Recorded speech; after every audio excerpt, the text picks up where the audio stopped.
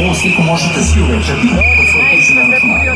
Možete izgledajte tačno u glavu koliko ima ljudi u jednom redu. Ti si vrh, na, vrh, na, vrh, na, anomalija, ti si vrh, na.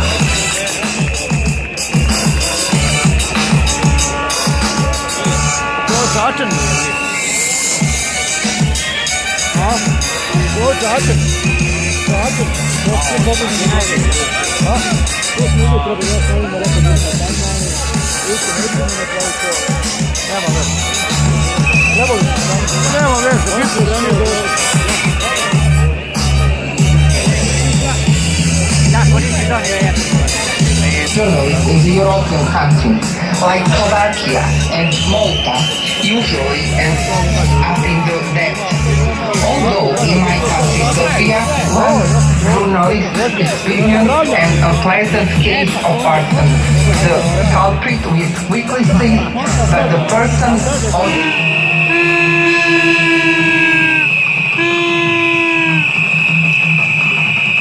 U kakvoj državi živimo? Još davno je napisao za sva vremena jedan srpski pesnik Vladislav Petković Dis.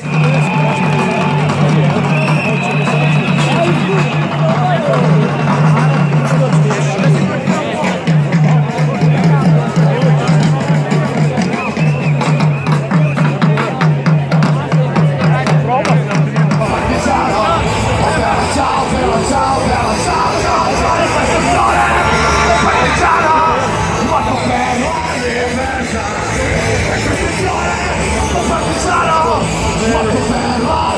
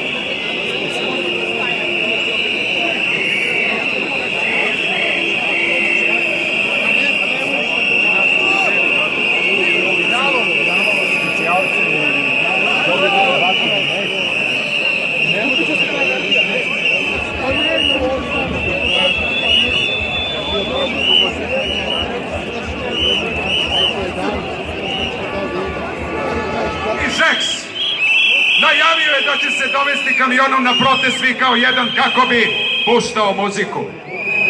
Policija grada Beograda, uzevši u obzir porodičnu tradiciju gospodina DJ Žeksa, zabranila mu je da se kreće vozilom u blizini ljudi. Doktor Nebojša Stefanović,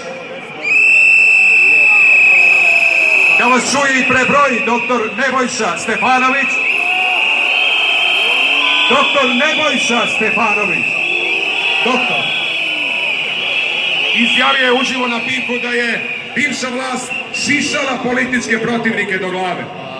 Na iznenađen pogled novinarke nastavio je, to se zaista dešavalo. Vremenska prognoza. Na kraju Dnevnika Slobodne Srbije, da se podsjetimo reči velikog Duška Radovića, svaka vremenska prognoza ostvari se kad tad. Bili smo ovde na ulicama po kiši, snegu i po vetru. Uveliko je proleće, posle kiše će sunce. Pobedit ćemo, narode. Ne menjajte protest, na pravom ste mestu. Jugoslav.